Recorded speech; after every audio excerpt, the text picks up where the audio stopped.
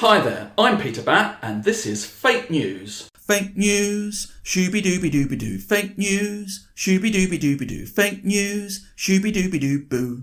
Shooby-dooby-dooby. Fake news, shooby-dooby-dooby-doo. Fake news, shooby-dooby-dooby-doo. Fake news, shooby-dooby-doo-boo. Shooby-dooby-dooby-bomb. Hello there. Right, well, this is the second edition of Fake News, and today I'm joined by Ian Driver. Hello. Former Thanet councillor and general activist on a number of subjects, aren't you? That's allegedly, yeah. Here we are in the kitchen in suburban Broadstairs on God's own Sunshine Isle of Thanet. Yeah, absolutely. So, our first subject, or Ian's first nominated subject, is... the general election. Exactly, and I can see that we're going to be talking about this for some time, or at least 7 weeks. 7 weeks too long, I think. Yes. So, okay then, tell us, what are your thoughts on the general election? Well, the first thing I want to get straight is I'm fed up of people whinging about how hypocritical Theresa May was to call the general election. Politics is politics, and she was in a position where it was quite clear she was in a very advantageous position, yes. A good chance of winning. And I believe, not knowing politics like I know it, whoever was in that position, whether it was Jeremy Corbyn, whether it was Tim Farron, they would have done exactly the same, and they would have called a snap general election. I just don't buy this man of principle stuff. Politics is politics. Politicians can be dirty bastards, and usually are, and no matter how nice and user-friendly you set yourself up to be, or how different new politics, you do the same. Exactly. So it's a waste of time, and these holier-than-thou people who are spouting off, oh, this is terrible, this is an abuse of power. Well, politics is about power, and politicians abuse it all the time. Now, I have a strong sympathy with that. I think, that the saying, all is fair in love and war, it should also include politics. It should. And you're right, I think that, Theresa May, she might, it looks to me as if she might be a woman of principle. I don't particularly like her principles, but the fact that it's taken her this long to come to the conclusion that it was sensible to call an election for her party's her party's interests shows that actually she was actually trying to stick to a point of principle. Yeah. My concern is that one, we have a distraction. Yeah. For a general election at a time when we're starting an unbelievably complicated negotiation over our withdrawal from the EU. Yeah. And when all is said and done, that is more important than any party gaining political advantage, in my view. You've got a point. I mean, the thing I worry about, as you probably know, I voted for Brexit, which, from a left-wing perspective, I think that there's a massive democratic deficit in Europe. I was absolutely pissed off with what the EU did to Greece. Oh, God, yeah. And then more locally, the other motivating factor for me was the live animal exports at Ramsgate. Yes. You've got a situation there where this barbaric trade that nobody wants was forced upon Ramsgate, and when the council stopped the trade, the people of Thanet had to pick up a bill of £5 million. Christ. And it's unbelievable. Yes. So that was my motivation, and I still think going out is the right thing to do. But having said that, the only thing that does concern me is how much scrutiny Parliament can have on what the government's doing. And I think it shouldn't be a carte blanche for the government to go off and do what it will. There should be some dialogue and some negotiation between Parliament and government of the terms of Brexit. Well, the votes in Parliament have ensured that the government has maximum leverage, maximum flexibility. Yeah. And it seems to me that there's every chance that the actual deal will have all sorts of negative consequences for us economically. but the government want to be able to push it through. Yeah. So, I mean, all the stuff about the substantive vote and all that sort of business means that the government, I think, have a great deal of flexibility, a great deal of power. Yeah. And it may be, particularly with a larger Conservative majority, that actually, anything that that Theresa May negotiates will be rubber stamped. Almost certainly, yeah. But, I mean, from my point of view, thinking about the election, I was thinking, well, it was a cynical thing to do, because she's calling this election when no one was ready, and none of the opposition parties, with the possible exception of the SNP, were any sort of state of readiness. But the wider issue, I think, is that this is all part of the Conservatives' mission to create a Tory monoculture. That basically we've got all of this stuff going on in the NHS. The NHS is effectively being hived off increasingly as a private franchise for all of these sort of corporate interests. We've got all of our public services. Local authorities are being turned into administrations on behalf of central government, rather than actually any meaningful form of local democracy. Yes. And then if you look at the schools, the education thing, this proposal to create, 20 new, which we're going to get onto, grammar schools. Yeah. And actually trying to sell that to the public on grounds of, increasing, social mobility is just nonsense. And you're right, Peter. I mean, because this is an underlying worry I've got. I've sort of beginning to develop the view that the whole thing about Brexit, as important as it is, and as well, as much as I support it, it in a way distracts from what's happening away from the Brexit question, and that's a massive social injustice that's going on in this country. Exactly. And in fact, part of my comment about it being cynical is that she framed the whole election as purely about a tactical thing around Brexit. Yeah. And I don't think it is. I think that Brexit, although, there's no getting away from it, Brexit is an enormous project. It's an enormous thing that we're facing and has to be sorted out. But I think that it's also a hook of convenience to steamroller their way through a whole load of different things. And if in that process you can destroy the opposition, and not just the opposition, I think UKIP's probably going to come to an end in the next couple of years because of what's going on with Brexit and such like. But if you can get rid of all that opposition, then of course you can then go back to what the Tories have been trying to do for the last 8 to 10 years and just come back with some pretty severe austerity. Yes. But again, I mean, the thing that worries me, and I know it's not exactly part of this subject, the thing that worries me is the collapse of the opposition, and I certainly feel it's a sad thing to say. I don't know if it's sad or not. I mean, I was a member of the Labour Party for well over 10 years, and I left and then I joined again. And it's a sad thing to see that Labour is probably in the weakest position it's ever been in. But I think there's going to be some good comes out of that. Now, we're going to come back onto this. Yeah, so I'll hold my mouth. Because that's that's going to be my chosen subject. Yeah, sorry, I didn't. I'm also a mind reader. How dangerous I wish I was. Okay, well, thanks. I mean, I completely take your point. I think that it's very easy to be, holier than thou when it comes to the machinations of politics. Yeah. And actually, I think that we need to not be even distracted by all those people who are whinging about that, because actually the reason they're whinging is because they know they're powerless. Yes. And they've got no way of stopping this. So I have strong sympathy with what you're saying. So thank you for that. That was really good. Thank you. Enjoyed that. Okay then. So now we've covered the general election. What's your second story? It's the old chestnut of grammar schools, which is particularly relevant here in Kent. Indeed, yes. I don't know if you've noticed, whenever question time comes to Kent, they always take a question about grammar schools. Are they a good thing? Yeah. And there's never any sort of particularly effective or useful answer to that question, I don't think. But anyway. Well, I'll try my best, but I mean, my answer's got to be the population of Kent, 1.5 million people, I believe, have been totally hoodwinked by a lie. Yes. That grammar schools are good.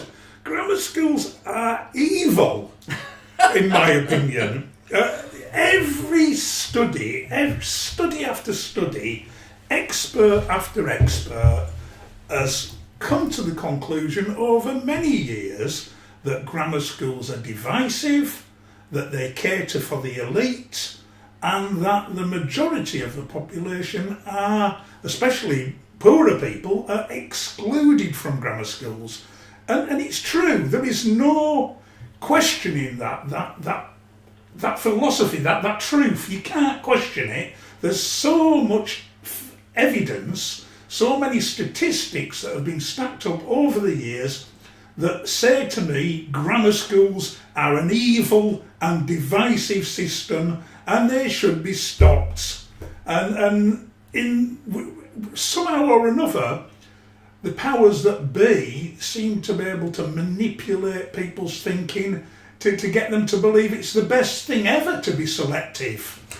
Yes. Now, I mean, I have a personal experience of this because I've got 3 children. Mm-hmm. On the issue about hoodwinking people or sort of like, getting people to sign up to this, one of the reasons I think people sign up is because grammar schools are presented as a means of, one, you get a good education, and 2, it's a means of getting on. Yeah. So it really ties into the aspirational thing, okay? And everyone wants the best for their children. Of course, yeah. I moved here from Waltham Forest, an East London borough, in 2007. And one of the reasons against moving here was the grammar school system. In Waltham Forest, it's mainly comprehensive. In the end, all 3 of our children went to Dane Court Grammar School. Mm-hmm. We gave them the choice to go to other schools, but we did a sort of tour around and they preferred Dane Court, believe it or not. Yeah. My middle child, we were walking around Charles Dickens School, which is a perfectly fine school. Yeah, that's where my middle daughter goes. But she loves it. Yeah, I'm sure she does. But Sula, my middle child, decided she didn't want to go there on the grounds that it smelt of feet. Which is typical her, really. It does. I mean, I've just been there this morning, funnily enough, and it does smell. Does it really? Yeah. See, I think all schools smell. Oh no, they do. Yes. Institutions and hospitals. Yes. All these institutions stink. Some less than others. Yes, and some of the aromas are more pleasant than others. Absolutely. As well. To be honest, I didn't notice. I mean, this is before the Charles Dickens was redeveloped. I didn't notice this, but my daughter did. Yeah. And ultimately, I'm in favour of good schools. But the problem with grammar schools is that, okay, a small number of kids from deprived backgrounds will get into grammar schools. Yeah. But it's not just the 11 plus, it's not just the academic test, which is the problem. And there is a big problem with the academic test because it's a very specific curriculum that they're which you can tested tutor to if you've got the money. Exactly. Yeah. But you see, and you've got this idea, well, you pick out the best kids. Well, kids intellectually develop at different rates. They do. So a child that's at the top of their cohort when they're 11 may not be anywhere near the top when they're 16 or 18. And so, having the test at the age of 11 is completely arbitrary and is unhelpful to late developers. It completely ignores how children develop. It does.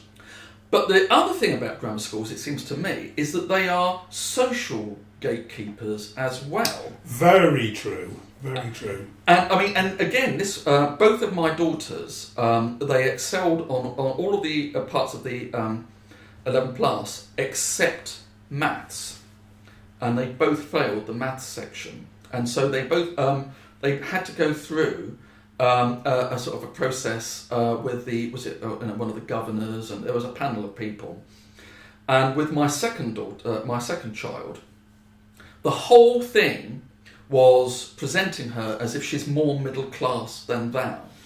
So when she's not eating, sleeping, writing biographies, reciting the works of Marcel Proust.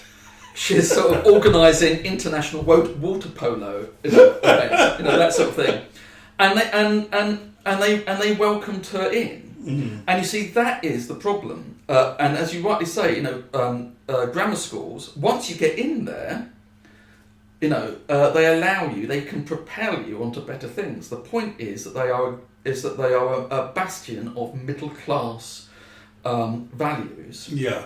And even if you are from a working class background, the chances are that the whole thing around languages, the use of language and sort of like symbolism and whatever, is quite possible that it is in many ways hostile to a working class child. Oh yeah, very much so. So I mean, I completely agree with you. The whole thing about grammar schools is completely wrong-headed, particularly when you look at the effect it's going to have on the overall budget. I mean, you must know about how the schools around here are under pressure. Oh my goodness me, in Ramsgate, in the next 2 years, that's £2 million going to be taken out of the schools just in Ramsgate in 2 years.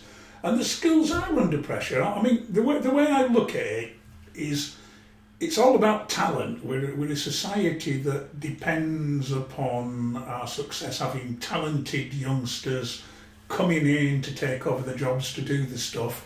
And if you've got a system of education, as we have in Kent, that at the age of 11 puts people in different directions, and as you rightly say, of course, kids develop at different rates. Yes. You are writing off the talent and the investment in the future that we could have had we had a single system which had all the resources. Rather than having an elite school, we should have schools that are all elite, exactly, that are all well funded, that have all got the best staff, rather than saying, well, no, this little test means you're going to go somewhere with more money, with more resources, with better teachers. And then as well, of course, there's a whole sociological aspect that you're propelled. A lot of kids from poorer backgrounds are then propelled into a middle class world. Now, I don't know if that's good or bad, but it's interesting you were talking about language. I mean, my schooling had no fucking effect on the way I talk. That's for sure. And I went to a good old comprehensive, and look. I was going to say, look at the harm it's done me. No. But no, I mean, you can joke and you can laugh about it, and it's good that we can. But it just amazes me. We're in the 21st century, yes, where we're a wealthy country, where yes, we've got all sorts of technologies developing at a speed that's unimaginable, yet we're still looking backwards and having this divided society beginning very early. Exactly. And we shouldn't be doing it. And I think that's important, because I think the evidence shows that when you mix children from various abilities, actually mixing with better ability pupils is better for the lesser ability. Yeah. Also, I mean, it also, I think, prepares the better able for life socially. Oh, I think so. If you just hive them off into just a group of sort of human sponges. Yeah. I just think that socially, the wider social effects of that are actually really very negative. Yes, I think so too. Because it creates these sort of like middle class elites, or even worse, which again are sort of divorced from reality. And that follows you for the rest of your life. Exactly. You'll get socialised. It's a clubby type thing. Yes. In a way, I suppose it's an awful thing to say, but I think it's true. In a way, the grammar school is aping the public school. Yes, it is. And although the public school, of course, is a lot more pronounced, is a lot more focused. You've got very, very rich and very influential families sending their kids off to public school, and what that means for their life and how they're going to get the power and everything they want. Then you've got the middle classes. We can't exactly get the same as Eton or Harrow, but we'll have Dane Court instead. Yes. No offence to Dane Court, please don't anybody abuse me when you see me in the pub. Dane Court's fine, I'm sure. I mean, the thing is, I think we need to say that we're in favour of good schools. Oh yeah, and Dane Court is a really good school. It's an excellent school. And there are loads of excellent schools. Yeah. I mean, and I think Charles Dickens is an excellent school. It's a secondary model, but it's a great school. It had some shaky times, but it's turning the corner again. And the other school I know locally also is Chatham House. Chatham House is a great school as well. Superb. So it's not that we're against great schools. It's just this selective model where you're creaming off a particular sort of academic and social grouping of pupils. I just think at 11 years old, I think it's really not a great experiment. And I think it wasn't really a good choice for me to talk about this. I'm standing for the KCC elections. It's all about education, so I think I've instantly lost a lot of votes. No. Sorry, folks. No, well, I mean, but I think actually the two-tier secondary school system in Kent disadvantages a lot of people here. More losers than gainers, without a doubt. All the academic research. Indeed. And in fact, more losers than gainers. And in fact, when Question Time does come to Kent, I mean, I think they were last in Canterbury, they asked various people in the audience, and a number of people, sort of tried to get into grammar schools and then failed. I can't remember exactly what they said, but I remember the generalities of what they said sort of supported the view that grammar schools were, a bastion of middle-class education, which actually excluded disadvantaged, children from disadvantaged families. So I'm completely with you on that. That's two in a row. I know, we're doing something wrong. Okay, thank you for that. Thank you. We've got an awful lot of stuff, so I can imagine. Are you okay if we sort of do another session? Are you okay for another programme? Yeah, definitely. Excellent. Okay, well, thank you very much for that. Oh, thank you, and Peter. I'll see you again very soon. Definitely. Okay. This has been Fake News. Until next time. Thanks a lot. Bye.